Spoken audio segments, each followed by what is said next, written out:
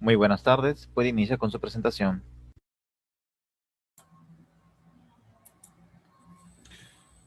Buenas tardes, estimados agricultores y personas interesadas en el curso virtual que se dicta en estos momentos por parte de Linea. En esta ocasión toca hablar sobre el muestreo, interpretación y abonamiento en el cultivo de palto. Esto en relación a un curso general relacionado al manejo agronómico en el cultivo de palto.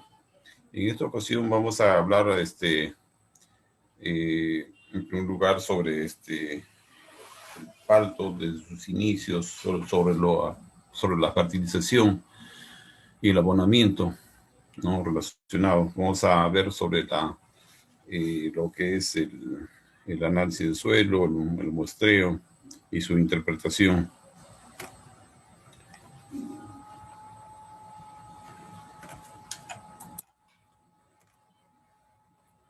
Para hablar del palto, vamos a hablar sobre las condiciones agroclimáticas de este cultivo. Este cultivo, su nombre científico es el Persea americana, de la familia Lauraceae. Tiene su origen en el centro de América y sur de México. Y las principales variedades que son muy comerciales hoy en día es la fuerte, la Hass, ¿no? Entre otras. Y tiene un periodo vegetativo pues, de 2 a 3 años en el caso de la Hass y de 3 a 5 años en el caso de la fuerte. Tenemos varias zonas agroecológicas de producción y que va en aumento, se va extendiendo a otras zonas de producción en el Perú, ¿no? Hasta hace poco en la costa norte está la Libertad, Cajamarca, y en la costa central tenemos a Ancash, ¿no? A Lima, y en el sur tenemos pues a Ica y Junín también. En la costa sur tenemos a Arequipa, a la Pampa de Majes, Moquegua, Cusco y otros. Entonces que van creciendo cada vez por la importancia que tiene y las exportaciones que se van incrementando, ¿no? Más adelante vamos a ver eso de interés para todos. También la palta, como otro cultivo, tiene un requerimiento climáticos, entre los cuales podremos mencionar en relación a sus estados fenológicos, ¿no? La temperatura óptima abarca desde los 20 a 25 grados centígrados, una humedad óptima del 65 al 70%. Entonces, estas condiciones lo tiene pues el Perú en sus diferentes valles, ¿no? Y la palta se cultiva pues desde el nivel cero, el nivel del mar, pasan los 3000, ¿no? Hoy en día, ¿no? O sea, la literatura antiguamente decía pues hasta 2500, 2600, pero la realidad es otra actualmente. Las exportaciones hoy en día, el palto en el Perú, recabando la información de Agrodata al mes de junio, tenemos pues un incremento anual, ¿no? Del 82%, una producción que pasa los 341 toneladas y una producción, una exportación de más de 703 millones de dólares. Entonces, si vemos acá un comparativo de del año 2021 en relación al 2020, estamos viendo pues en caso de la exportación, en el caso de junio, 227 millones, comparando con el mismo mes del año 2020, se tiene de 164. Entonces, ¿qué se tiene acá? Que ha habido un incremento en volumen de exportación y en precio también actual. Entonces eso nos lleva a, a indicar que el precio es muy rentable en los años venideros, ¿no? También mostramos acá las exportaciones de palta para el año 2021. Holanda, ese es el país que exporta. Tenemos una exportación, perdón, para Holanda con 36%. Y seguimos acá con España con 15%, los Estados Unidos 14%. Otro porcentaje interesante también a zonas de exportación es para Chile con 12%. Y así otras regiones ya de menor porcentaje de exportación. En el caso de Reino Unido, ¿no? Con el 6%. Y otras pequeñas zonas, pero de mucho interés y que va creciendo en los casos de China, de Japón, de Corea, de Hong Kong. Entonces, cada vez el interés va a ser mucho mejor. Otro de interés también de este cultivo es en la ubicación que tenemos cuando hablamos de exportación, ¿no? Somos el tercer país en lo que es el nivel de exportación. Tenemos acá, después de República Dominicana y de México, ¿no? Estamos en el tercer lugar en exportación. Estos datos es hasta una previsión hasta el 2019. Entonces, con estos preámbulos, indicamos que el cultivo de palto, pues hoy en día se ubica quizás en el primer cultivo de exportación, ¿no? A nivel mundial. Otro dato interesante es cómo ha ido la evolución de 2015 a 2020, las toneladas que se ha ido exportando. En el caso, acá había una variación de 2018 a 2019, ¿no?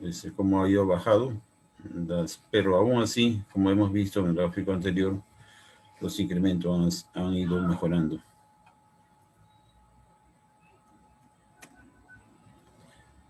Aquí entramos a lo que nos atrae en este curso sobre los requerimientos fundamentales y importantes para el cultivo de palto.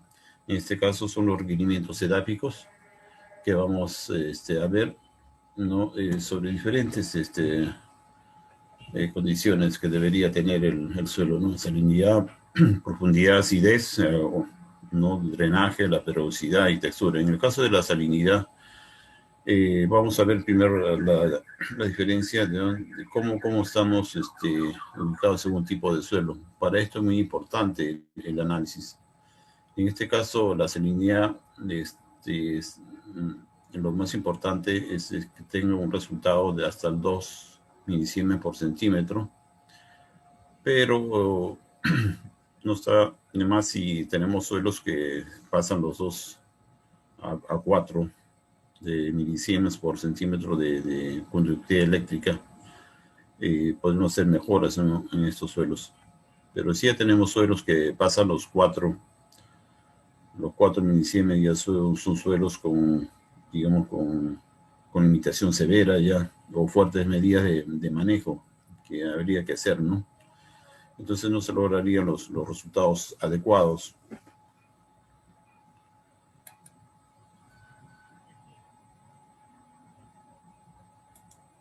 Y aquí. Entonces le decía que las barras rojas son limitaciones severas, ¿no? Pero eso va a depender también mucho de la textura del suelo, ¿no? De repente tenemos un suelo arenoso con constante lavado, mejora de agregados, se podría corregir este suelo, ¿no? Pero en primera instancia, si tenemos un análisis que nos reporta este tipo de salinidad, ok, la planta va a prosperar muy bien. Ahora, en relación a la profundidad, Si bien es cierto, la planta de palto, sus primeros 70, 80 centímetros es donde está el mayor porcentaje de masa radicular. Lo ideal es tener por lo menos 1 metro de profundidad para este cultivo, ¿no? Si la profundidad efectiva es de 50 centímetros menos o menos, entonces sí tendremos problemas de encharcamiento, asfixia radicular o suelos que no son efectivamente cultivables, ¿no? Pero acá a los 75 centímetros sí podría ser más cercanos y hacer unas mejoras acá, ¿no? Como un subsolado, posiblemente. Con respecto a la acidez o alcalinidad, esto se resume en un pH para el tipo del cultivo, o de suelo, perdón. Entonces estamos hablando de un pH ideal de 5,5 hasta 7 de pH, ¿no? Pero si tenemos ya pHs ligeramente o ya ligeramente ácidos, como el 4,5 a 5,5 o 7 a 7,5, podría haber enmienda, ¿no? Pero cuando ya las condiciones de los valores de pH son muy al extremo, ya que pasan los 7,5 o menos de 4,5 para abajo, y ya son las condiciones de poca asimilación de los nutrientes, ¿no? Entonces habría que hacer enmiendas acá, ya, corrección de este suelo. En el caso de drenaje, tiene que ser un suelo sin napa freática bueno y moderadamente bueno, ¿no? Estas son las condiciones. Eso está relacionado con la profundidad que les hablaba acá, ¿no? Si tenemos suelos con 50 centímetros de napa freática, eso está casi superficial, y más aún cuando está más cerca de los 25 centímetros de nivel freático, es muy pobre ya. Entonces, en estas condiciones se tendría que hacer bastante trabajo, ¿no? Como profundizar, hacer todo un sistema de drenaje, canalización, utilización de equipos como el subsolado, ¿no? Y agregar de repente enmiendas acá para corregir. Entonces es un trabajo ya bastante fuerte. Lo ideal sería esto, ¿no? Sin napa freática y bastante profundo, ¿no? En el caso de la pedregosidad, está relacionado pues al cultivo de pasto, que es muy sensible al exceso de humedad, y suelos también con cierto porcentaje de pedregosidad ayudaría bastante al desarrollo de este cultivo y a la asimilación de nutrientes, así como el agua, ¿no? Entonces, tiene que ser no pedregoso, 10% más o menos de piedra, ¿no? Menor al 10%. Y caso de pedregoso, del 10 a 35% de piedras. Pero si tenemos extremadamente pedregoso, mayor al 60%, ya esto es demasiado. Se pierde la humedad, se pierden los nutrientes, y tendría que hacer bastante esfuerzo para mejorar, tornarse un suelo bastante cultivable y manejable, ¿no? En el caso de suelos muy pedregosos, el 35 al 60%, ya los trabajos ya no sería tan crítico como el extremo, esto de mayores del 60%, ¿no? En el caso de la textura, ¿no? Lo ideal es tener un terreno franco, ¿no? En el caso puede ser un franco arcilloso a franco arenoso, en este caso, ¿no? Entonces, pero si tenemos un terreno bastante muy fino, y ya sería un suelo muy pesado, muy propicio para condiciones favorables en el desarrollo de las raíces, ¿no? Un suelo muy saturado y ocasiona asfixia radicular y pudrición radicular también, ¿no? En el caso de un terreno bastante ya muy grueso, ya también son condiciones que se perdería los nutrientes en el desarrollo de este cultivo.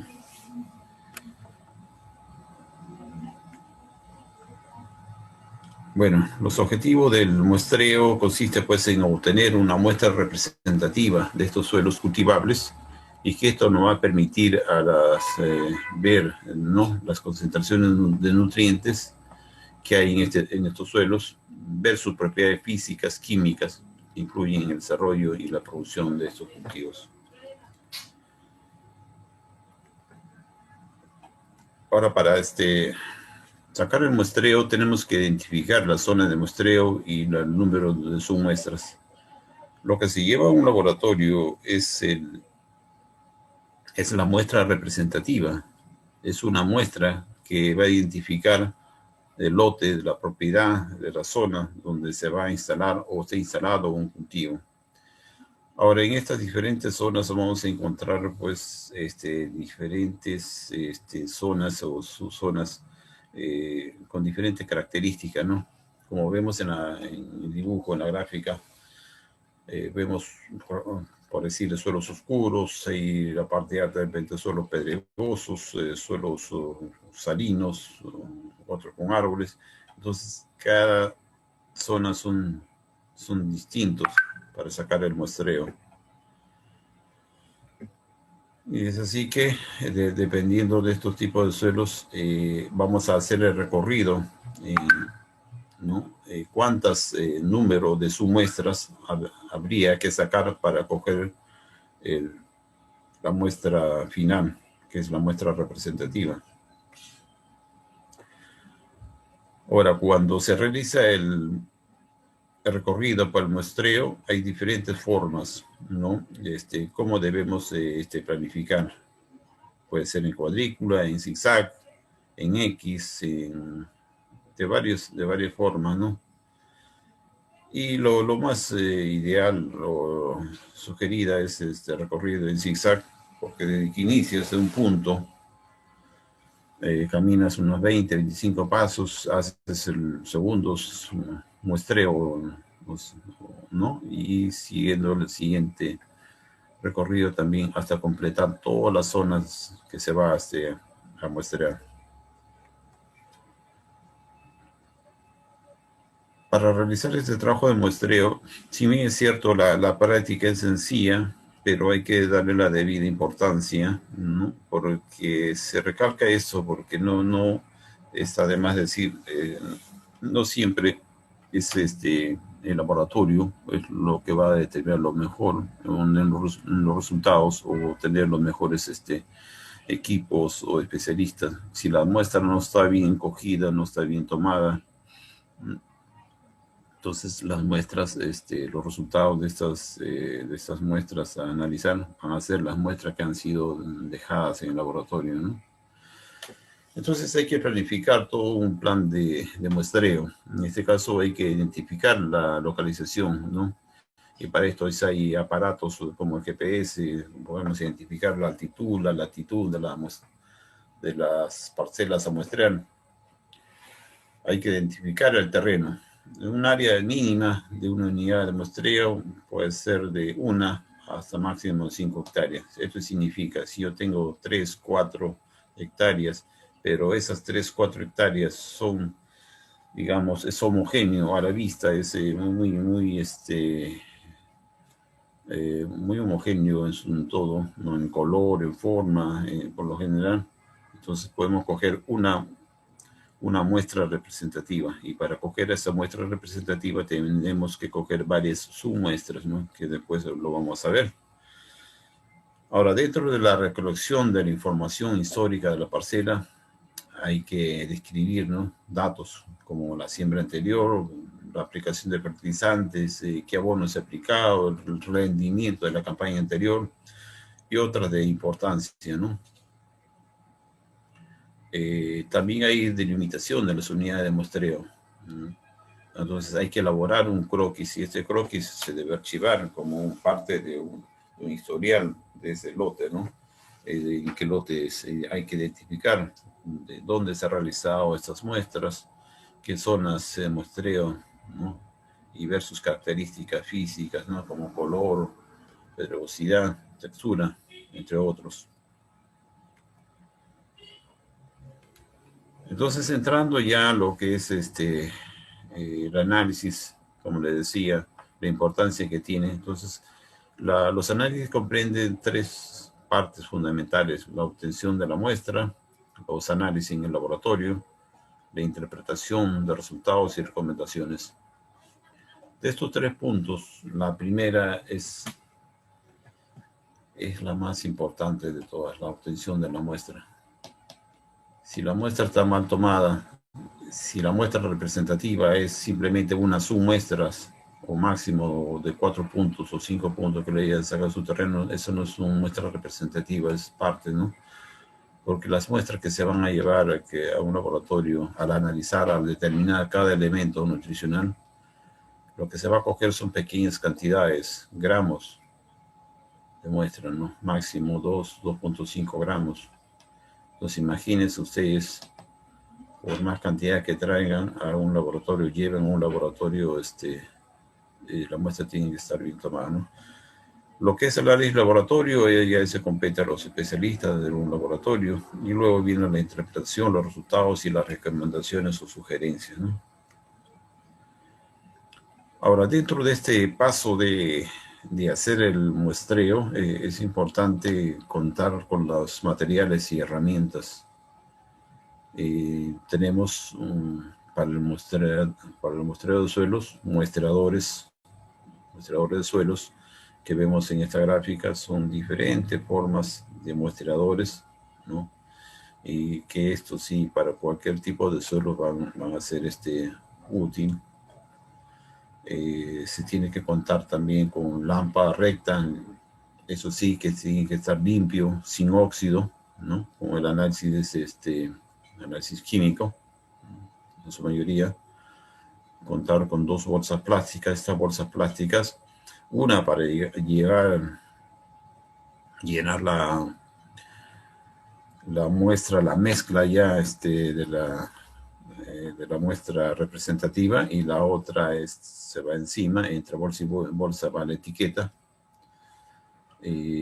Contar con balde limpio donde se va a llenar coger todas las submuestras que se va, ¿no? De los varios puntos. Una manta limpia o un costal bien lavado, ¿no? Para vaciar ahí todas las submuestras cogidas. Un lápiz para anotar, acá en las etiquetas de identificación, y la etiqueta propiamente dicho para identificar. Acá en la etiqueta va la fecha del muestreo, el nombre del productor, el nombre del predio, cultivo anterior, cultivo que se va a sembrar. En el caso de acá de los muestreadores, si bien es cierto, no todos los agricultores, la gran mayoría de agricultores, pues lo que se tiene pues son una pala, ¿no? Una pala, una lampa, ¿no? Pero esto sería interesante más adelante, si es que ustedes, cuando ya tengan su cultivo de palto, o el que tiene cultivo de palto, esto es a fin de no dañar las raíces también, y hacer un trabajo más rápido, ¿no? En cambio, si utilizan una pala, muy seguro que van a dañar las raíces, ¿no? Y si dañan las raíces, muy probable sea pues una vía de acceso de ingreso para los patógenos, ¿no? Que puedan causar esto más adelante problemas al sistema radicular. Existe el tamaño de la unidad de muestreo. El tamaño dependerá de la variabilidad del terreno y de la intensidad y tipo de uso de lotes. En este caso, pues en áreas de uso muy intensivo, como aplicaciones fuertes de fertilizantes, abonos orgánicos, como en el caso de hortalizas, el lote no debe ser mayor de 2 hectáreas, ¿no?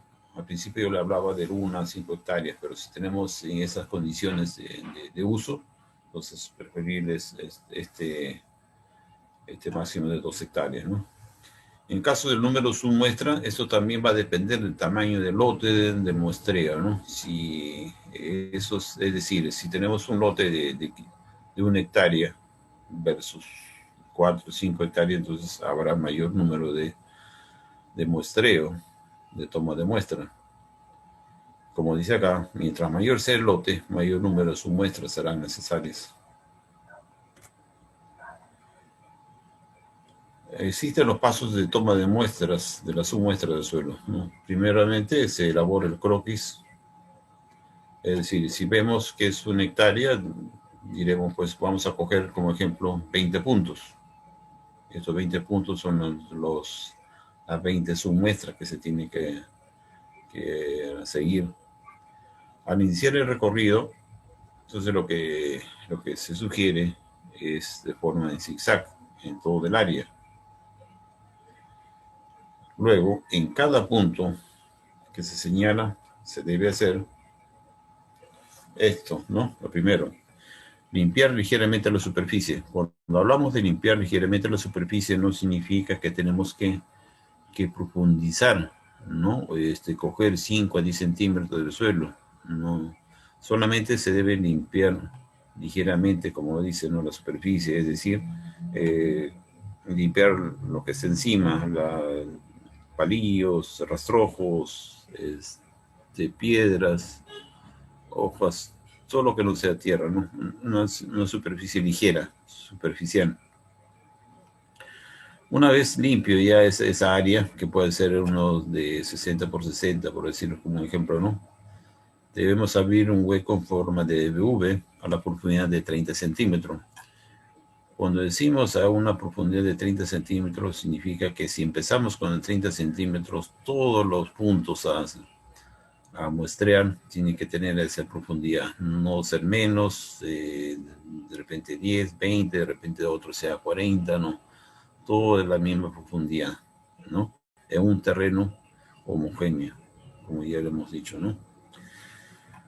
Luego se extrae una tajada de suelo, ¿no? De 2 a 3 centímetros de grosor, ese de uno de los lados.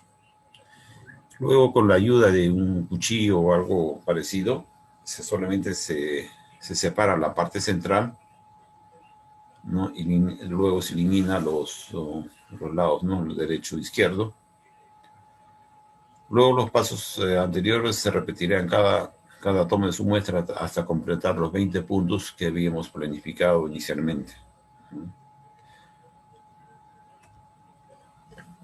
Aquí en esta gráfica se muestra más claramente cómo realizar el muestreo de suelos, ¿no? Acá tenemos varias muestras, ¿no? Muestra 2, muestra 1, muestra 3. Cada muestra identifica diferentes zonas, ¿no? Que no son homogéneas entre sí, son diferentes, pero en cada muestra sí es una zona homogénea en característica, ¿no? En color podría ser, ¿no? Y como ejemplo, acá en la muestra 1 es finalmente coger una muestra representativa de la muestra 1. Si nos vamos al lado derecho, esta muestra 1 va a tener 11 submuestras que se tiene que coger.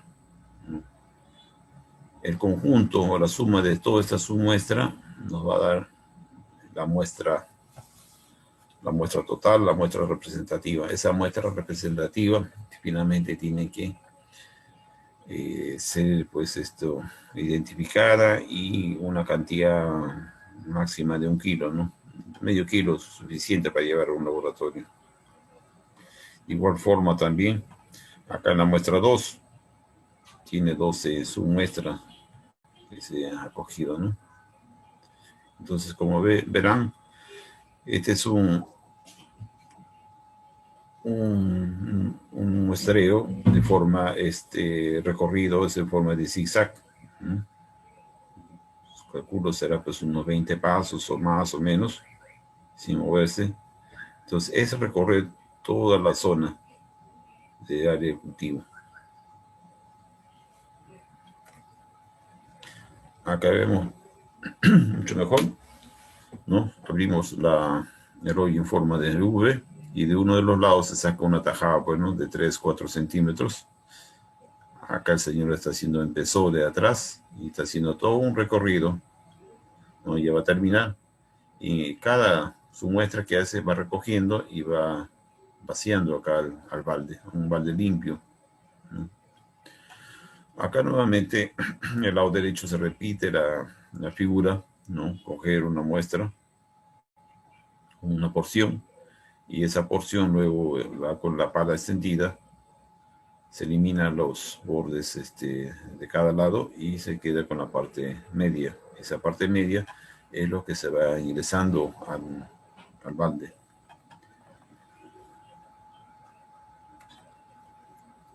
Una vez que ya se ha tenido todas las muestras, ¿no?, en el balde, de acuerdo al protocolo que se sigue para llevar finalmente la muestra representativa a un laboratorio, se sigue estos pasos, ¿no? Entonces, una vez que ya se tiene el contenido en el balde, esto es vaciado en la manta y se mezcla enérgicamente, ¿no? Acá vemos la figura, se mezcla acá en una manta. Luego, cuando ya se tiene esto en la manta, se retira los lados opuestos y se queda con la otra mitad. Finalmente, pues vamos a tener la mitad. Finalmente, esta mitad del total inicial, vamos a seguir con la misma operación, eliminando también los extremos y quedándonos con los otros extremos, ¿no? Y nos vamos a quedar con la cuarta parte de la muestra.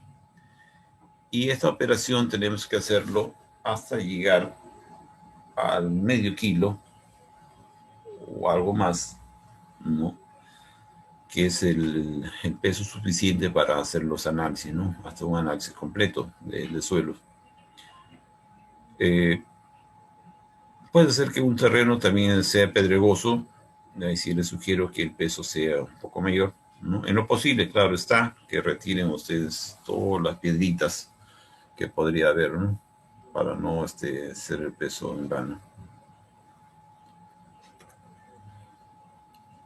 Esta figura nos da una idea, pues, de un árbol de palto, por decir, ¿no? Entonces, las raíces, la zona de muestreo siempre va a estar acá, en estos círculos, ¿no?, que están a la altura de la copa del árbol, son la zona de muestreo, y donde está el perímetro de la sombra, ¿no? Entonces, el muestreo siempre va a estar en esta zona, ¿no? Y los puntos que coincidan de acuerdo al recorrido en zigzag, los puntos tienen que estar, uno de los puntos tiene que estar coincidiendo, ¿no? Acá en esta zona. Acá donde yo les indico, pues, que de acuerdo a la realidad, pues, si tenemos un cultivo de palto, en lo posible utilizar muestradores ya hechos, no varillas de muestradores, ¿no?, a fin de no lastimar o dañar las raíces. Una vez que ya se ha hecho ya la mezcla, se ha obtenido la muestra, es importante enumerar y colocar las etiquetas, ¿no?, colocando el nombre del productor, nombre de la localidad, del predio, a qué distrito, qué zona, qué cultivo se sembró en la campaña anterior, qué cultivo se pretende sembrar, la fecha de la toma de muestra. Entonces son importantes. Acá en la figura, ¿no?, estamos viendo que son 3 muestras representativas o de 3 zonas distintas que ha sacado las muestras, ¿no? Entonces es muy importante estas consideraciones para coger la muestra, tomar la muestra y ser llevada a un laboratorio. Ahora también se tiene precauciones al tomar las muestras para el análisis del suelo. No de todas las zonas, de todo el área de las zonas se tiene que coger las muestras. Entonces hay zonas donde no se debe coger, ¿no? Entonces hay que evitar suelos mojados, ¿no? Suelos con lodos, porque eso, cuando imagines un suelo encharcado, usted lo manipula y ¿qué sucede? Eso se vuelven terrones, ¿no? Y eso no es bueno. Entonces hay que esperar que eso, unas 8 a 2 horas después de una lluvia fuerte, si son suelos artondinos, ¿no? Más si son suelos arcillosos. Entonces, lo ideal es sacar suelos de suelos oreados, ¿no? O secos, ¿no? Use bolsas plásticas nuevas y limpias, no de papel, ¿no? Entonces, en lo posible, tiene que ser limpia, ¿no? No hay que fumar, ¿no? Cuando se coge las muestras, porque se ha visto pues que contienen potasio, y evitar las comidas también durante el muestreo. Otra, ah, Otro punto que hay que resaltar también es de no tomar las muestras en zonas recién fertilizadas, ¿no? Porque son productos químicos. Sitios donde están próximos a las viviendas, como galpones, corrales, ¿no? Que obviamente son zonas pues, donde están la materia orgánica, el estiércol, ¿no? Cerca caminos, porque no son lugares de cultivos, lugares pantanosos, erosionados, ¿no? Porque ya han perdido notablemente acá en estos suelos los nutrientes, lugares pantanosos, demasiada humedad acá, áreas quemadas, obviamente los nutrientes no estarán en digamos, en las cantidades que debería estar en un suelo normal, ¿no? Lugares donde se amontonan estiércol, fertilizantes, cal u otras sustancias que puedan contaminar la muestra. Entonces, es muy importante considerar esto, ¿no? En términos generales, coger la muestra de zonas que sean cultivables, donde están las plantas, donde se van a instalar las plantas. Los cuidados durante la toma de muestra también hay que tener en cuenta. Como ya les dije, las herramientas no tienen que tener óxidos, ¿no? Las manos tienen que estar limpias, bien lavadas, en todo caso utilizar los guantes. No tomar muestras cerca de las viviendas, caminos, bordes de cultivos, canales, cerca de rocas o perdigones, fuentes de aguas, almacenes de estiércol, ganado. Entonces, nada donde las condiciones de cantidad de nutrientes sean variables, ¿no? Y puedan darnos resultados erróneos. También, como se repite, no fumar ni comer o manipular otros productos que pueden alterar la composición de la muestra. Para la nutrición de la planta, pues existe elementos nutricionales, ¿no? Que son muy elementales, en el caso del palpalto. Y muchos de estos elementos los encontramos en el medio ambiente, en el suelo, ¿no? De mayor cantidad, pues el carbono, el hidrógeno, el oxígeno, el aire y el agua. Pero lo que nos corresponde a nosotros ver si hay en el suelo y mediante un análisis es estos elementos, ¿no? Los elementos secundarios o mayores y los elementos menores como los micronutrientes.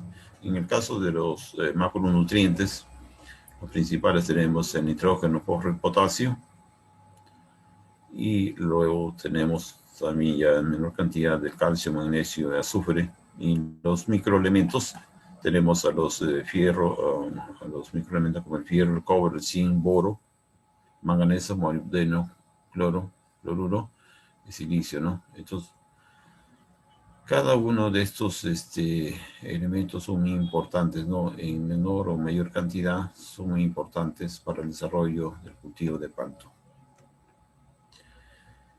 Viendo una estructura, un perfil de un suelo, ¿no?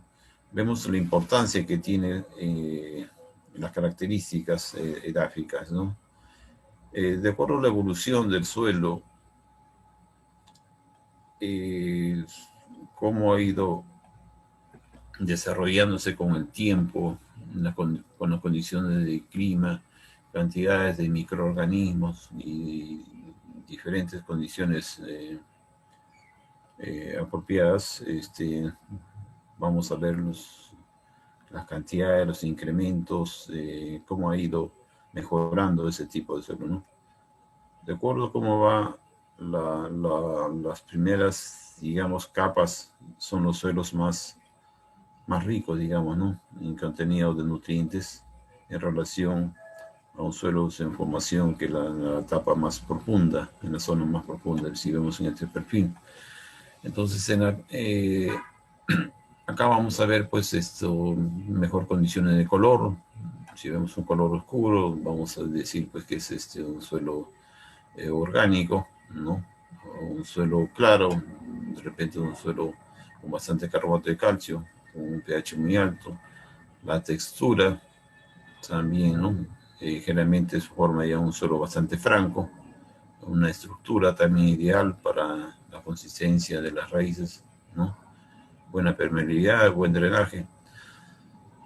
Todas estas características se desarrollan acá en esta profundidad. Entonces, vemos a ver el pH ideal, la capacidad de intercambio catiónico, la conductividad, la fertilidad natural, la pedrogosiana, la profundidad, las concreciones y todo lo que se desarrolla durante la evolución del suelo, ¿no? Para cualquier cultivo. En este caso, cultivo de palto, necesita pues las mejores condiciones en baja la salinidad, un suelo bastante franco, bastante suelto, ¿no? Y el buen manejo de agua, ¿no? Eh, Viendo también el perfil de suelos, es importante también el desarrollo o la exploración del suelo, ¿no? Y esto se hace mediante unas calicatas. Generalmente es la calicata pues para un estudio de suelo, ¿no? Pero más allá de un estudio de suelo también no está de más hacerlo esto para saber en qué condiciones, ¿no? Uno para saber antes de la siembra y durante el desarrollo, ¿no? Vemos acá el perfil, acá a simple vista esto vamos viendo pues que es un suelo bastante claro. Vamos a decir acá que este es un suelo calcáreo con alto contenido de carbonato de calcio. Acá vamos a ver que el pH va a ser bastante alto. Vamos a tener problemas acá con los microelementos, sobre todo el fierro, el zinc, ¿no? Y de hecho hay que hacer enmiendas en este tipo de suelo, ¿no?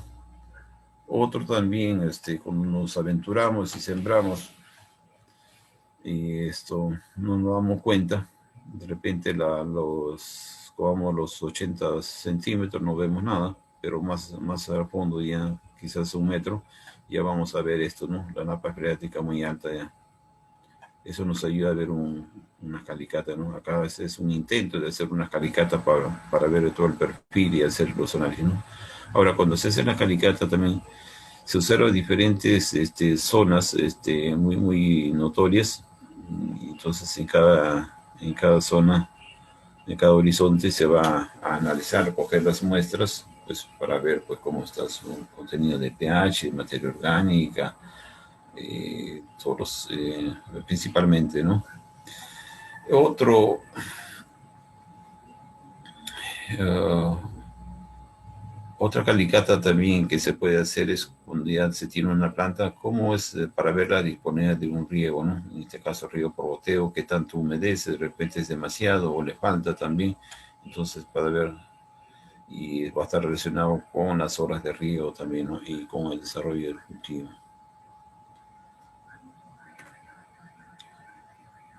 Y bueno, esta es una vista también, ya cuando un terreno pues ya presenta en sus inicios cierto problema, pues por lo general hay que modificar ese suelo, ¿no? Entonces, estas son unas camas altas, ¿no? Y dentro de la cama, pues, ya se ha hecho mejoras, se ha incorporado materia orgánica, y entonces ya en caso de suelos con problemas, ¿no? De repente problema de sales, problema con carbonato de calcio, mal drenaje, de muchas diferentes condiciones eh, de mal estado ese suelo, se podría hacer estas mejoras, ¿no? Ahora, dentro del reporte de los análisis, dentro de los parámetros, se ve también la disponibilidad de los nutrientes en el suelo según el pH, ¿no? Según la disponibilidad, de este nutriente va a estar relacionado pues con el pH, como les digo, ¿no? En el caso del nitrógeno, 6 a 8. Y en el caso, los microelementos por general son en pH neutro, ¿no? Casi todos en pH neutro. Pero cuando ya hablamos de suelos con pH muy alcalino, ya vamos a tener pues presencia de acá del calcio.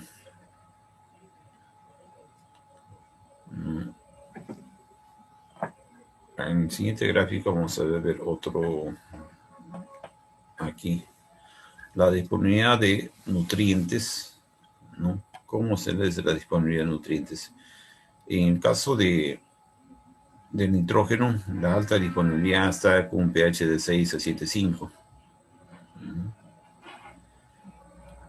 Si tenemos suelos ya muy alcalinos, digamos, la mayor disponibilidad va a estar para el calcio, ¿no? De 7 a 8,5, ¿no? Y para el molibdeno. Pero si tenemos pHs ya ácidos, ¿no? En la parte ácida, en la zona ácida, ahí lo que va a prosperar o lo que va a tener la disponibilidad va a ser el fierro, el manganeso y el zinc, ¿no?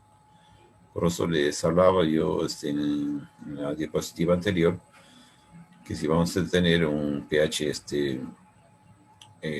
alcalino, un pH con bastante carbonato de calcio, entonces el zinc no va a prosperar, el fierro no va a prosperar, el manganeso, ¿no?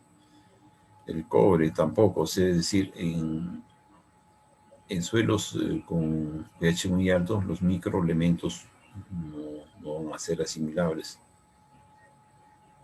Pero en términos generales, un pH neutro de 5,5 a 7,5 sería lo ideal tener esta condición, ¿no? Para cualquier cultivo y sobre todo para el cultivo de palto. Cuando ya tenemos pH ya por debajo de 4,5, sobre todo de 4, ya no hay asimilación, ya no están disponibles, no disponibles para ningún, salvo los que son para el fierro, manganeso y el zinc, ¿no?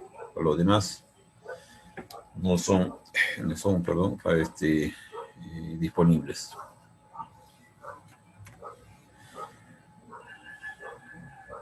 También tenemos el pH para diferentes cultivos, ¿no? Bueno, acá también está el palto, esta es algo parecido a la, ¿no? De 6 a 8, y para los diferentes cultivos que se ve la disponibilidad, el pH ideal, ¿no? Para diferentes cultivos. Acá vemos niveles de referencia en conductividad eléctrica, en sodio, cloruro, en boro, bicarbonato, pero esto está relacionado a la calidad del agua de riego, ¿no? Así que también es importante, ¿no? No solamente el análisis de lo que nos reporta el análisis de suelos, también lo que nos reporta el análisis de agua. Punto muy importante es tener en consideración la conductividad eléctrica, ¿no? Que debe estar hasta 0,75% de decisiones por metro. Pasado eso, ya vamos a tener un problema creciente. Si esto pasa a mayor de 3, ya un problema muy severo ya. Si tenemos problema ya creciente, eso va a depender, digamos, de las condiciones del suelo, ¿no? Del drenaje, de la pedregosidad, de la profundidad, de la soltura que va a tener ese suelo en su perfil para poder no ser muy agravante, digamos, el contenido de las sales para la planta, ¿no? En el caso del sodio ya es una cuestión más crítica ya, ¿no? Esto va a estar determinado por la relación de dos porciones de sodio. Sin problemas es cuando tiene un contenido máximo de 6. Cuando ya empieza a crecer a 6 ya es un problema ya. Y el problema severo es ya cuando mayor a 9, ¿no? En caso de cloruro, tiene que estar menos del 3 miliequivalente por litro. Cuando ya supera al 5 de contenido de miliequivalente por litro, ya es un problema muy severo ya. En el caso de boro, si bien es cierto, es muy importante el boro, pero tampoco tenemos que tener un seguimiento de este elemento nutricional que es muy importante, que debe tener un contenido no mayor a 0,5 en agua. Cuando Cuando ya pasa a mayor de 2, ya problemas de toxicidad ya en el cultivo, ¿no? En caso de bicarbonato también, puede pasar del 8.5% mini equivalente por litro, ¿no? Este es un reporte ya de bastante tiempo. Y en otro caso, estamos viendo los niveles de referencia también, en este caso para potasio, zinc, boro, hierro y cloro, en el suelo, ¿no? Para el cultivo de palto. Vamos a ver las frecuencias del problema, y esto lo más frecuente que vemos es el problema del zinc, ¿no? En suelos básicos o calcáreos, ¿no? Y calcáreos.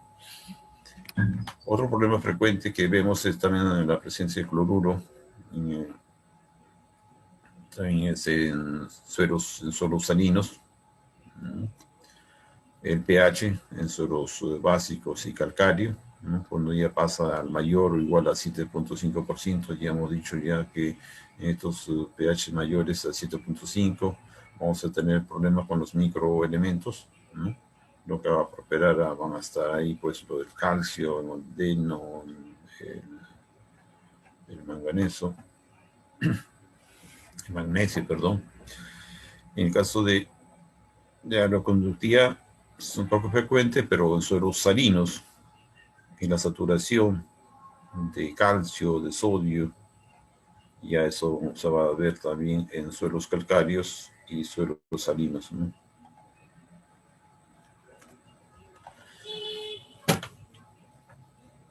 Como interpretación, vamos a ver los parámetros que definen la fertilidad del suelo, ¿no?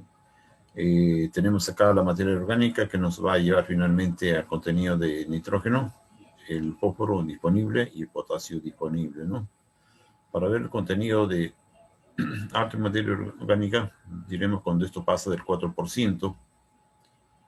En el caso de fósforo disponible es cuando ya este es mayor de 14 partes por millón, y el potasio disponible cuando es mayor de 240, ¿no?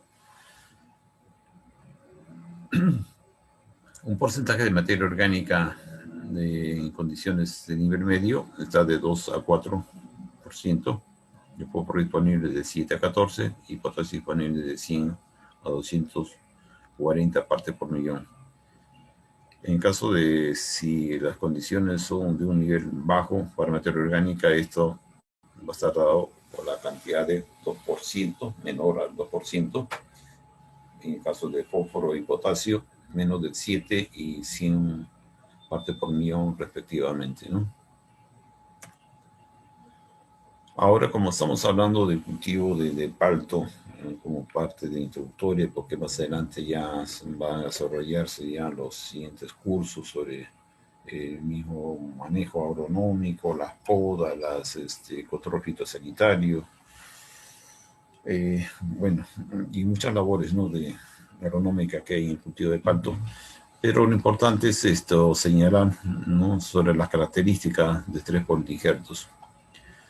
Hay diferentes variedades de palto, ¿no?, muchísimas, y todas nacen pues de estas 3 principales razas de palto, ¿no?, la mexicana, guatemalteca y las antillanas. Cada una tiene sus características muy particular.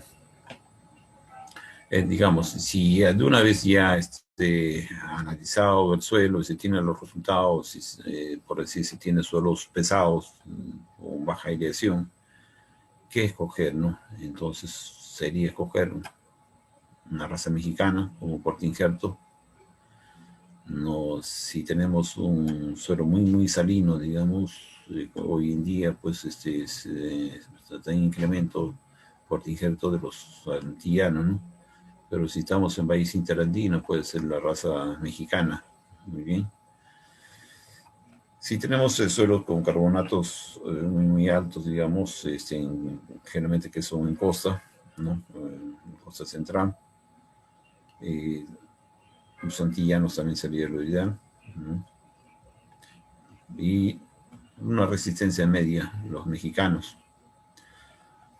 Para el caso de Phytophthora cinnamoni, sí, ninguna raza se ve que sea tolerante y menos que sea resistente, ¿no? Todas son sensibles. Esto va a depender mucho del manejo agronómico que se le dé, ¿no?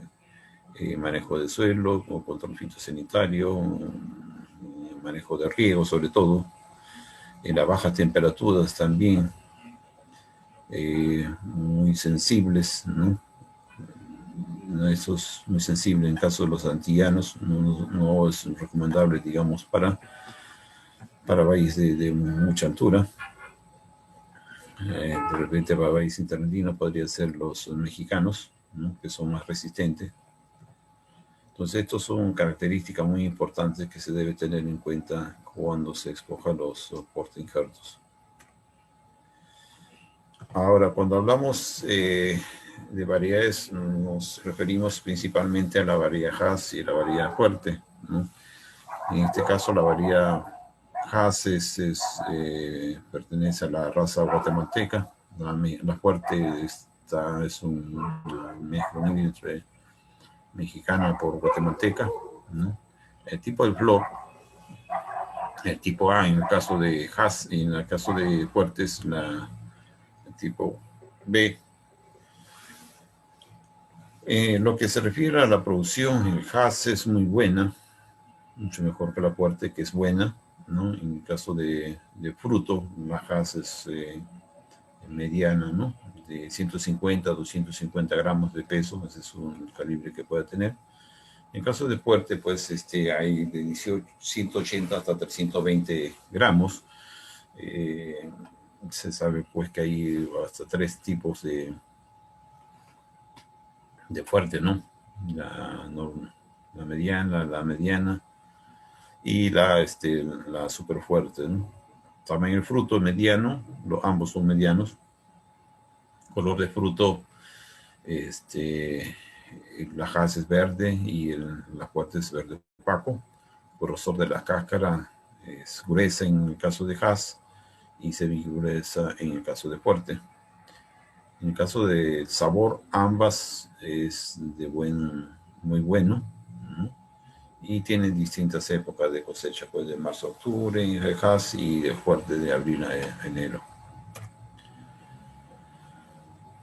Ahora, también se ha querido incluir desde la instalación, ¿no? Una vez que uno ya ha obtenido, puede ser su vivero o comprar un vivero certificado, ¿no? Lo importante es tener, digamos, el inicio con unas plantas sanas, ¿no?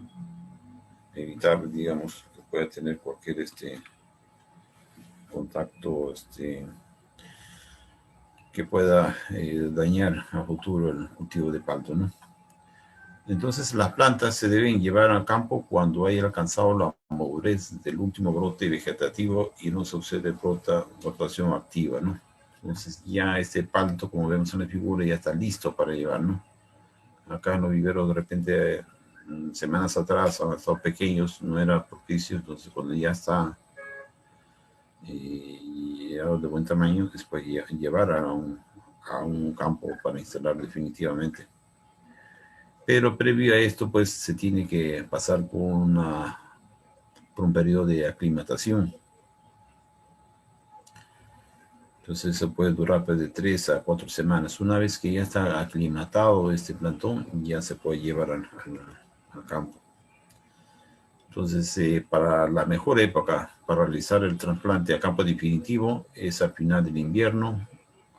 No se recomienda trasplantar en época de calor porque las plantas se ven afectadas, ¿no? Sobre todo en países interandinos donde el sol, la intensidad del sol es bastante fuerte, ¿no? Y en lugares donde depende de las lluvias, el trasplante se debe realizar antes que inicien las precipitaciones, ¿no? Ahora, hay diferentes formas ¿no? de consideración para hacer el sembrado, ¿no? La instalación del cultivo. Esto va a estar de acuerdo a la variedad del cultivo, ¿no? En este caso, para Hass, como una variedad bastante sugerida, es hacer esto, ¿no? Del 6x4, que nos da una población de 416 plantas por hectárea, 5x4, 500 plantas, y 5x3, 666 plantas, ¿no? Versus otra Otras de alta densidad, como es 4x4, 625, 4x3, 800, y otra con mayor cantidad de plantas, el 3x3, 1100 plantas por hectárea. Entonces, esto va a tener sus condiciones de acuerdo a la realidad del suelo y realidad, digamos, de la inversión disponible que se pueda tener, ¿no? Esto de acá, de repente, valles interandinos o de poca inversión versus esto de alta densidad, obviamente también el riego, tipo de riego, ¿no? De riego puede ser esto por gravedad, esto puede ser riego genificado. Y el riego tecnificado pues tiene una mayor inversión para poder digamos, atender, ¿no? A la disponibilidad de la necesidad nutricional del cultivo de palto, ¿no? Y todo el manejo agronómico que se le pueda dar a al cultivo de palto sembrado a alta densidad. Entonces hay que considerar todo eso, ¿no?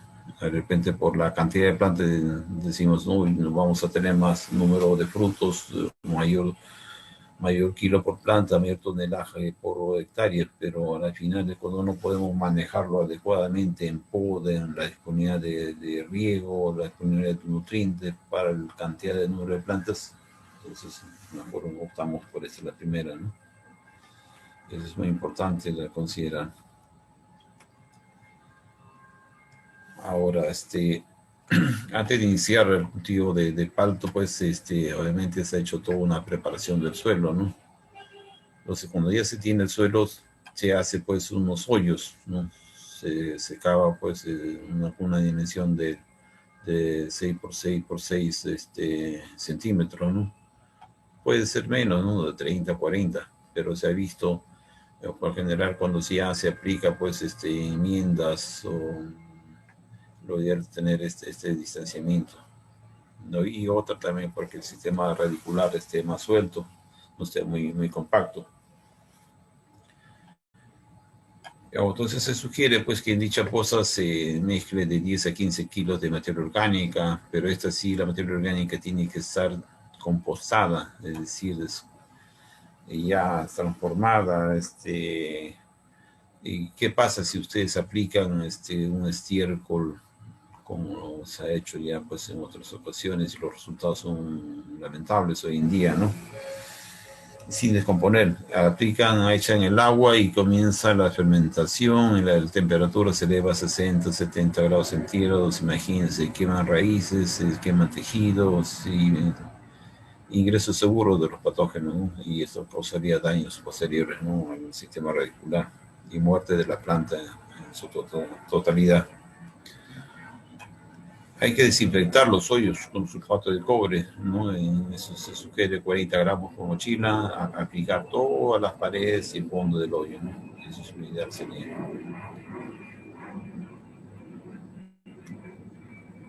Bueno, se está repitiendo acá. Una vez que el plantón ha sido retirado de la bolsa, se debe colocar al fondo del pozo con mucho cuidado. En el pozo se procede a fumigar con fosfetil aluminio, puede ser de medio kilo por un cilindro de 200 litros de agua, o si no, un metalaxil con 200 gramos de este producto en 200 litros de agua, ¿no? Entonces la pulverización también debe estar dirigida a las raíces y al suelo del pozo.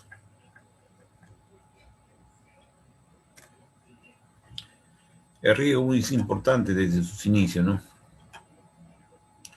El primer riego es para eliminar todos los espacios, ¿no? Es decir, las bolsas de aire que podría haber en el suelo una vez se ha hecho el trasplante.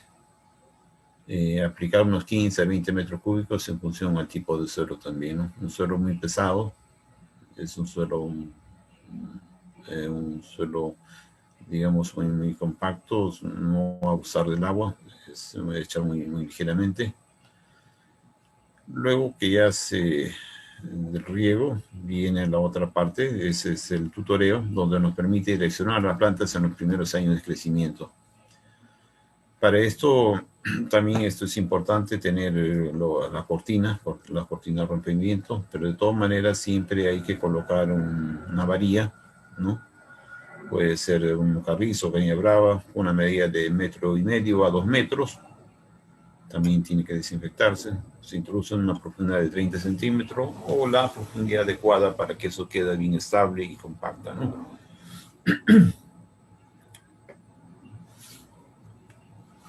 Luego viene el amarre. El amarre significa que hay que unir como está en la figura, la planta con la varilla, ¿no? Van en 3 partes, en el tercio inferior, en el medio y en el superior, ¿no? Y los amarres tienen que ser en forma de 8, ¿no? Para que tenga cierta soltura y no dañe a la corteza de la planta que recién está tierna, que recién está creciendo, ¿no?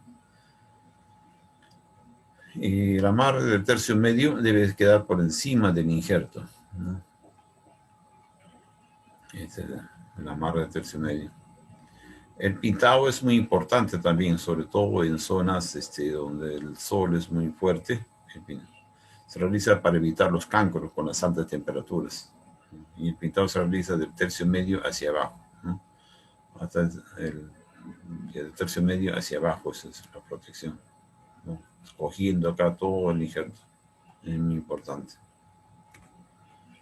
La aplicación de enraizantes también es importante, ¿no? Para asegurar la vigorosidad de las raíces. Estas raíces nos brindarán la absorción de nutrientes y salud. Es por eso que se debe proteger a estas raíces, ¿no? Y darle mayor vigor, ¿no?, a este sistema radicular. Luego, después de 15 a 20 días, se puede aplicar los nutrientes, ¿no? Ya pensar un plan de fertilización. Pero en estas pequeñas, en estas primeras etapas de crecimiento, no van a ser tan exigentes porque todavía no va a haber frutos a desarrollar. Entonces, ¿cuáles son los factores que influyen en el establecimiento de palto? Primero es la selección del lugar, ¿no? El clima, el suelo, si tenemos la disponibilidad del agua, la selección del portainjerto, qué variedad tenemos, ¿no? De acuerdo a la variedad comercial que se puede hacer apropiada para ese tipo de suelo y condición del lugar. Selección de la variedad, ¿no? Los polinizantes, cómo debe ir, ¿no? No solamente es una variedad. Cortina, rompimiento, trazado del huerto, establecimiento de caminos internos, el grado de mecanización. Por eso es muy importante también cuando se hace la densidad de siembra, ver, ¿no?, por dónde va a pasar la máquina, ¿no? Tener el distanciamiento adecuado para la mecanización y el manejo agronómico, ¿no?, que va desde la preparación del suelo hasta la parte de post cosecha, ¿no? Ahora entramos acá a la parte de dosificación, digamos, como sugerencia, como ejemplo. Acá la fertilización promedio que se recomienda para plantas mayores a 3 años con una densidad de 625 plantas, ¿no? Es decir, 4x4 sembrado. Parecido acá como ejemplo, ¿no? Se tiene una dosis de 150, 100 y 120 kilogramos de nitrógeno, de fósforo expresado en P2O5 y potasio expresado en K2O, kilogramos por hectárea. Y para la fertilización pues tenemos varias fuentes, ¿no? En el caso de la fuente de nitrógeno tenemos en la urea, que nos reporta con 46% de nitrógeno. En este caso se emplea pues así al cálculo 5 bolsas, 5 sacos de 50 kilos, que nos va a reportar 250 kilos. Fosfato de amonio como fuente de fósforo, pero a la vez también va a tener 18%, 46% de fósforo y 18% de nitrógeno. Con 4 sacos de 50 kilos va a equivaler a estos 100 kilos. Y en el caso del cloruro de potasio, que va a contener como fuente de potasio, va a ser suficiente con 4 sacos de 50 kilos de cloruro de potasio, que nos va a reportar 60% de potasio.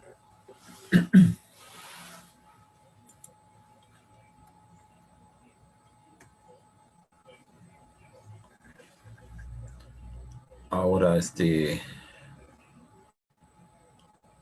la fertilización y dosis para una planta de palto de más de 3 años, ¿no? Ese es otro ejemplo.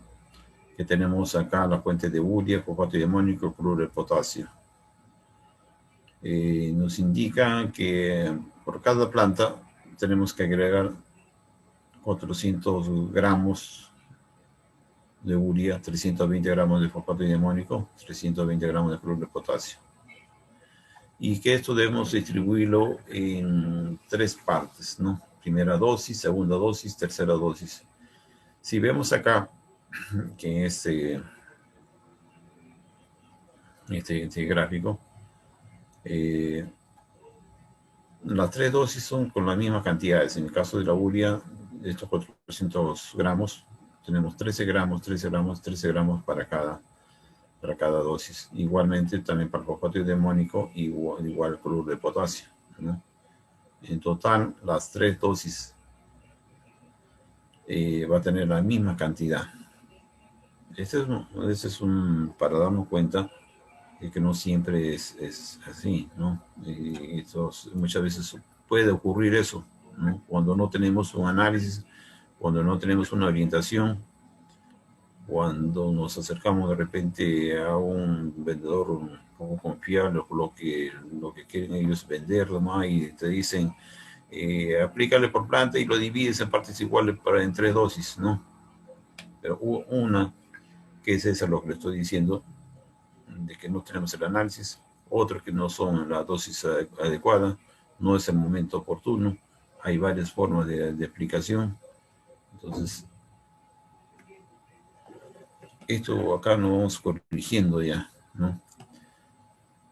Por si como una manera de ejemplo, ¿no? Tenemos acá los nutrientes requeridos: nitrógeno, fósforo, potasio, magnesio, calcio, zinc, manganeso, fierro y el azufre.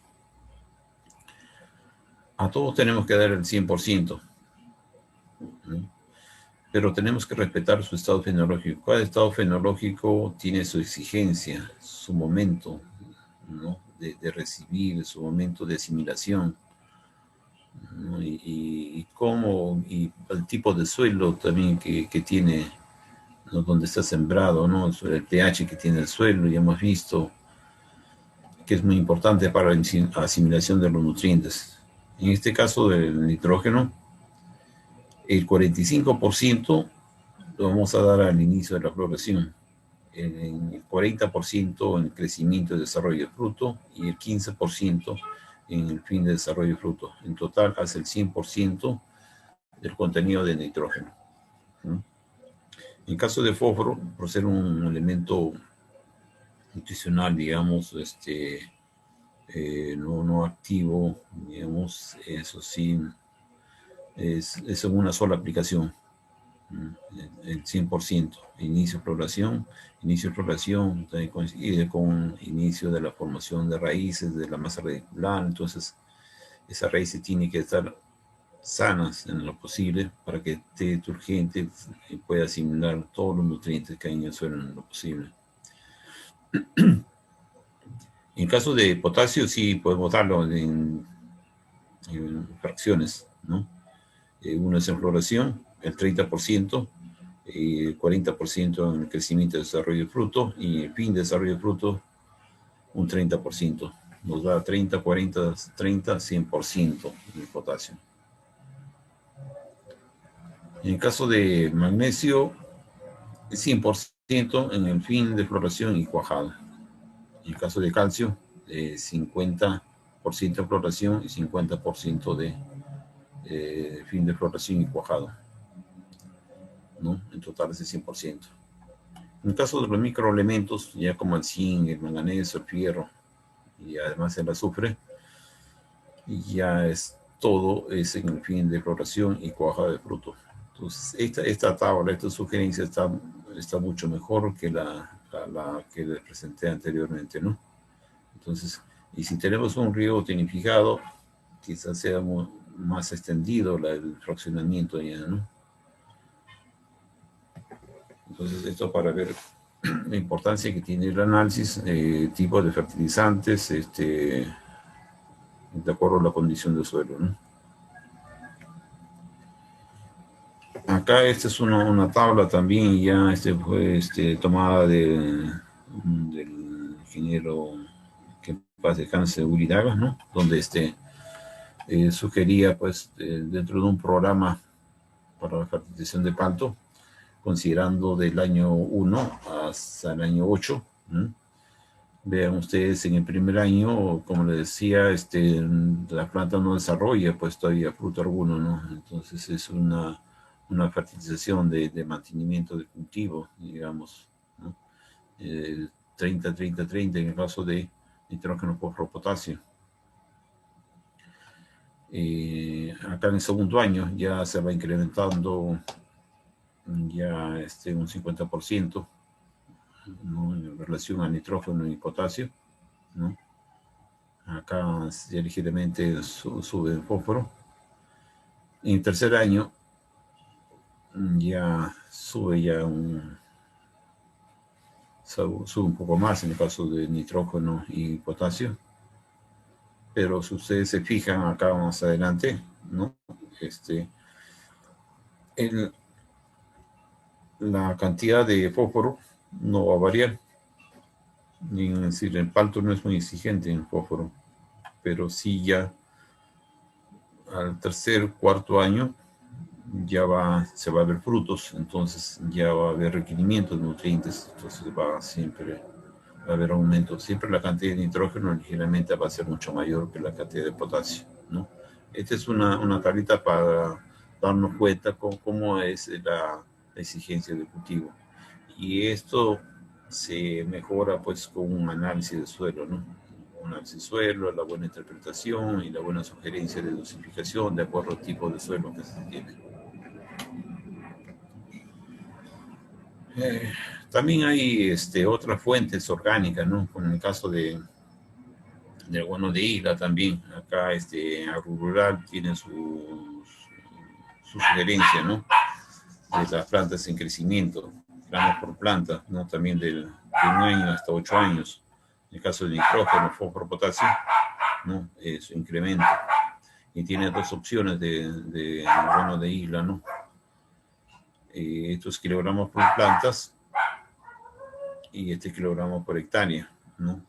Ellos se manifiestan que la primera opción, tanto kilogramos por planta como kilogramos por hectárea, es de materia orgánica, en este caso guano de isla, y la segunda opción, tanto para kilogramos por planta como kilogramos por hectárea, ya es el complemento con los fertilizantes sintéticos, ¿no?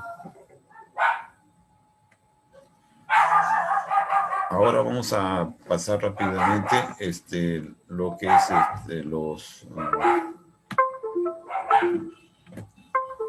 lo que es para ver la deficiencia, ¿no? ¿Qué pasa si no hay deficiencia de nitrógeno? Hay brotes vegetativos cortos, delgados, follajes escasos, hay amarillamiento, ¿no? Floración abundante, frutos pequeños, exposición excesiva al sol, que puede confundirse con el sunblash, ¿no? Con el virus. Es cuando ya hay mucha deficiencia de nitrógeno. Cuando hay deficiencia de potasio, perdón, de fósforo, vemos ya hojas cloróticas. Primero se inicia con un manchado, una parte, y después esto ya se va tornando marrón hasta que se seca, ¿no?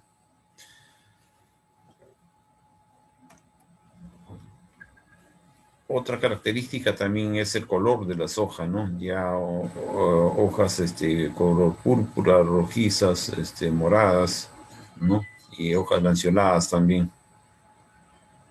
Como la acumulación de antocianinas. Eso es un indicador bastante típico para muchas plantas, ¿no? Pero acá vemos en el palto también.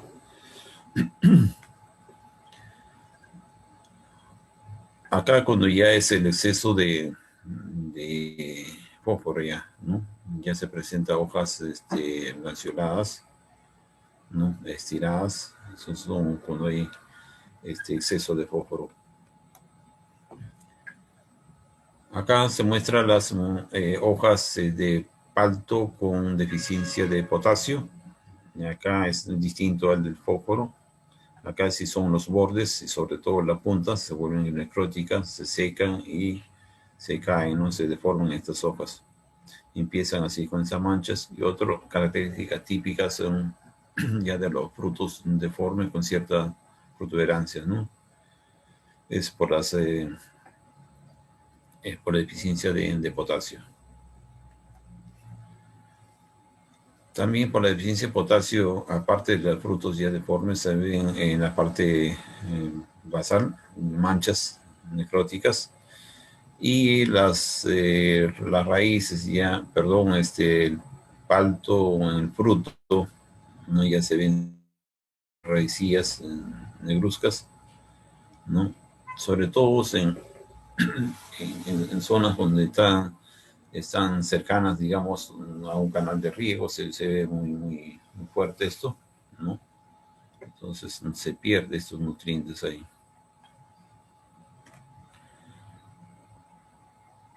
Acá casi la misma vista también, ¿no? Por la deficiencia de potasio son los bordes que están quemados, ¿no? Hojas necróticas, y eso va avanzando, entonces totalmente se llega a caer esas hojas también. Acá cuando es en exceso de potasio, las hojas del palto se ven cloróticas, ¿no? Y puntos, ¿no? De patrón muy evidente.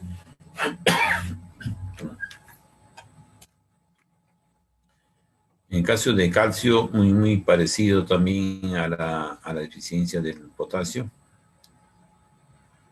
Provoca una pudrición basal en el fruto, además provoca muerte de brotes recién que están en desarrollo. En hojas, especialmente las nuevas, se deforman con curva hacia abajo, necrosis apical y en bordes, ¿no? También como el potasio, y el fruto pues siempre es manchado, ¿no? Siempre tiene una zona que empieza ya a deteriorarse. En caso de magnesio, la clorosis se presenta en las nervaduras de las hojas, ya sea cerca de la nervadura central o de las márgenes, ¿no? En el caso de extremo, la despoblación puede iniciarse en la base de los brotes terminales. Entonces, eso es lo que ocurre en el caso de la deficiencia por magnesio. Hay clorosis intervenal en el caso de magnesio, ¿no? Como hemos visto, son bien notorios ya. En el caso de azufre, también los síntomas son muy parecidos a la deficiencia de nitrógeno. Inicialmente se observa en hojas jóvenes y cloróticas, ¿no? Como vemos acá en la figura. Puede afectar la parte total o de la lámina de la hoja. En caso del fierro, la clorosis intervinal también es por la deficiencia de este elemento. Inicialmente la clorosis ocurre en hojas jóvenes y puede cubrir el follaje de arbolitos recién plantados, ¿no?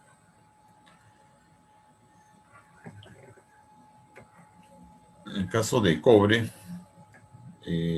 hay una deficiencia, ¿no? Y esto se ve reflejado pues, en hojas terminales y jóvenes son las más afectadas y suelen ser de menor tamaño que las normales.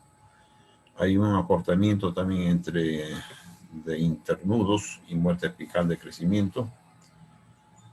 Y también las hojas adultas son de menor tamaño que las normales, de color oscuro, y nervaduras de color bronceado. Eso es lo que se refleja en la deficiencia de cobre. En caso de deficiencia de zinc también es muy notorio cuando hay nervaduras que se presentan a color verde claro a un amarillo pálido, ¿no? Y otras características típicas que se ven son los frutos redondos, ¿no? En el caso de boro, la deficiencia también es muy notoria cuando las hojas son corrugadas y corchosas. Hay hojas que se manifiestan con huecos, llamados tiros de munición. Las hojas son, pues, como les digo, son curvadas. Hay un engrosamiento de los tallos de los brotes también. Otro es con la deficiencia de boro. es también estos síntomas, las hojas deformes, ¿no? Empezando por un lado, ¿no? Generalmente inclinado hacia un lado. Cuando hay excesos, todo lo contrario, ya presenta una hoja sin brillo, opaca, ¿no? Y entonces a veces en los cítricos también se nota. Es distinto ya cuando es el exceso de boro. En el caso de cloruro, no lo vemos como deficiencia, sino por exceso, ¿no? Esto ya es un estado muy, muy crítico ya, ¿no? Finalmente por el agua de riego. Y el pato es muy sensible al exceso de cloruro, ya que los acumula en el follaje más rápidamente que otras especies, ¿no? Entonces, el exceso de cloruro se manifiesta como quemaduras en el ápice, ¿no? Como se ve, ¿no? Imágenes de las hojas más viejas en algunas ocasiones aparecen un motivo amarillento junto a las quemaduras, ¿no? Y ocasiona, pues, caída prematura, ¿no? De las hojas que vemos acá, ¿no? En la superficie. En el caso del sodio también es un elemento muy, muy perjudicial. Hay una necrosis intervenal, ¿no? Es decir, casi en todas las áreas, ¿no? De la hoja, pero es intervenal. Está acompañada de muerte de tejidos en diferentes partes de la planta, ¿no? Entonces esto ocasiona la muerte de ramillas y la defoliación. Y finalmente, pues con esto indico que la asimilación, así como la disponibilidad de los nutrientes y su recomendación debe ser balanceada, ¿no? Entonces esto nos indica pues el sinergismo y antagonismo, ¿no? En todo caso, como ejemplo, acá si aplicamos demasiado calcio en el suelo, a pesar que hay en el suelo de costa, ¿no? Por lo general, entonces estamos ocasionando un antagonismo, ¿no? Con la mayoría de los elementos acá, como el potasio, el magnesio, fierro, cobre, con esos sin boro, cloruro y el nitrógeno, ¿no? Entonces la fertilización debe ser de acuerdo a un análisis y dependiendo del historial también, ¿no? Para llevar esto a una formulación más adecuada. Bien, bien, eso ha sido la presentación. Bueno, gracias por su atención. Bueno, espero las preguntas, ¿no? Lo que quieran, alguna duda que tengan. Gracias. Buenas tardes, ingeniero. Asimismo, agradecerle por su exposición. Vamos a continuar una sesión de preguntas respecto a este tema de fertilización en palta. Bueno, en este caso pregunta el señor Marcelo Mazo, ¿no? Buenas tardes, tengo cultivo de palto, tengo un problema en la fertilización. No produce flores, tiene 3 años, todo es injertado. ¿Qué tipo de fertilización es más adecuada para aplicar en esa edad? Bien, ahí me escucha, ¿no? Sí, ingeniero, lo escuchamos. Sí, sí. Ya, primero tendría que verse, ¿no? De a qué altitud está su planta. Otra, hacer un seguimiento desde cómo ha sido su historial de abonamiento. Mejor dicho, hay que hacer un análisis del suelo, corregir, digamos, riego, podas, sobre todo, y empezar primero corrigiendo el abonamiento. Y para eso hay que hacer el análisis del suelo. Primeramente no sé qué zona sería. Acá me imagino que debe ser en la sierra.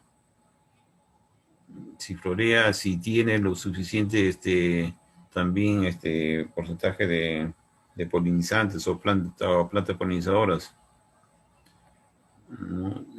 Siempre hay que llevar eso los dos, ¿no? Una la variedad comercial y la otra que sirva de polinizante. Un porcentaje. No sé si con esa se tiene la pregunta. Ingeniero, gracias. Sería bueno también quizás un poco más, la persona que ha preguntado podría escribirlo más detallado para mejor dar su Claro, consulta, ¿no? Claro. Ujú. claro, o que escriba el correo, sino que hay en WhatsApp de mi teléfono también, no sé, ahí ya Claro, se puede sí, ahondar, ¿no? ingeniero. Más con la respuesta. Ujú. Pregunta el señor Juan Soto Trillo, dice que si se puede hacer un análisis casero, análisis casero del tipo de suelo, si tiende a ser arcilloso o arenoso de manera casera. Bueno, primero es algo relativo, ¿no? Y tener cierta experiencia. Si yo me ubico, digamos, en la sierra, no, obviamente diré pues que estoy con un suelo arcilloso, ¿no? Y un suelo arcilloso, si lo hago humedecer y forma un lodo y cuando se seca eso es duro, ¿no? Tiene un color medio rojizo, amarillento también. Pero si me encuentro en la costa, digamos, voy a tener un suelo arenoso, un franco arenoso o un suelo franco posiblemente, o un franco arenoso, es lo que se estila, ¿no? Y vamos a ver el tipo de color también, ¿no? Es un suelo oscuro, cierto contenido de materia orgánica, es un suelo, digamos, oscuro, diré pues que es un suelo de repente, perdón, claro, con carbonato de calcio, ¿no? Entonces ahí son indicativos, pero no, ese es el tipo de presencia, pero no me va a indicar pues también el contenido exacto de los demás nutrientes, que es muy importante, ¿no? Cuánto de nitrógeno, fósforo, potasio, microelementos que pueda haber, sino algo como referencial, ¿no? Algo que me está dando un avance, con qué tipo de suelos me encuentro, ¿no? Es algo así, Rocío. Gracias, ingeniero, por la respuesta. Aparte, pregunta el señor Daniel Villanarico. Dice, ¿cómo se puede tratar el exceso, en este caso, el exceso de cloruro? ¿Cómo? Esto es muy importante, el análisis del suelo, ¿no? El análisis del suelo, no, perdón, el análisis de agua también. Generalmente es por habría que tener ahí eh,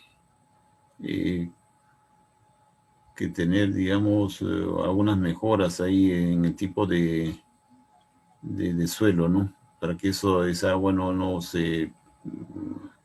sea perjudicado más por el contenido de cloruro que ingresa a través del agua, ¿no?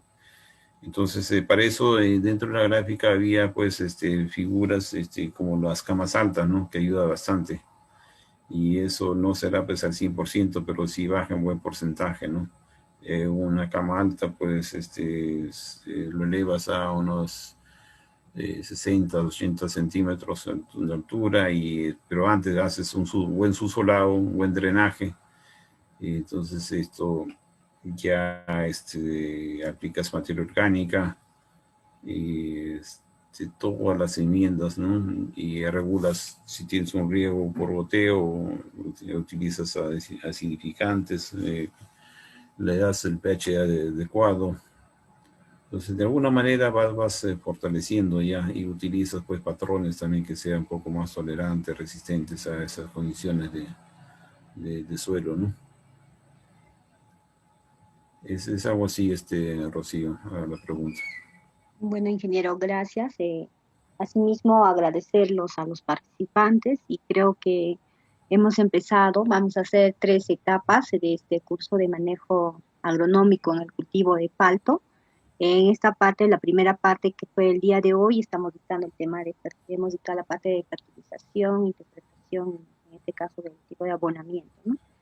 Eh, el cual el segundo módulo se va a tratar en sí el 26 de agosto a las 3 de la tarde y se va a continuar con el segundo módulo que va a ser el tema en sí de plantación en campo, ¿no? Del cultivo de palta. Asimismo, agradecería, ingeniero, algunas palabras para concluir nuestro evento.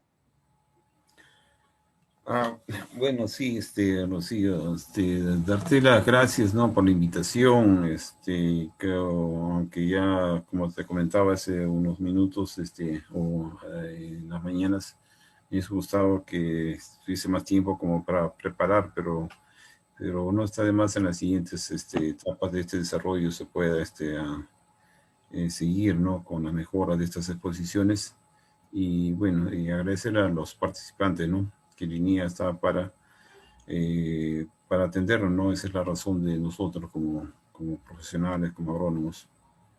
Y bueno, muchas gracias a todos, ¿no? Ingeniero, gracias. Asimismo, agradecer a los participantes en este evento y asimismo le damos a conocer, como ya está dado, cualquier consulta relacionada al tema del día de hoy de fertilización al correo del ingeniero Rafael Calderón, que es rcalderón@inia.gov.p. De antemano agradecer y esperamos en segundo módulo su participación en el mes de agosto. Gracias, muy buenas tardes a cada uno de ustedes.